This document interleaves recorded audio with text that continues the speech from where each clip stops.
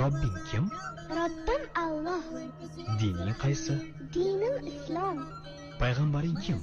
Payg'ambarim Muhammad sallallohu alayhi va sallam. Kitobing qaysi? Kitobim Qur'oni Karim. Tilaging nima? Tilagim iymon. Qiblang qaysi? Qiblam Kabatulloh. Millating qaysi? Ibrohim Halilulloh millatidanman. Kimning mazhabidansan? Imom Azam Abu Hanifa mazhabi. Do'stlaring kim? Do'stlarim chahor yorlar. Ular kimlar? Abu Bakr Siddiq, Hazrati Umar, Hazrati Usmon, Hazrati Alidir. Qachondan beri musulmonsan? Al-Misoqdan beri. Al-Misoq nima? Alloh taolo ruhimizni yaratib, ulardan va'da olgan kun.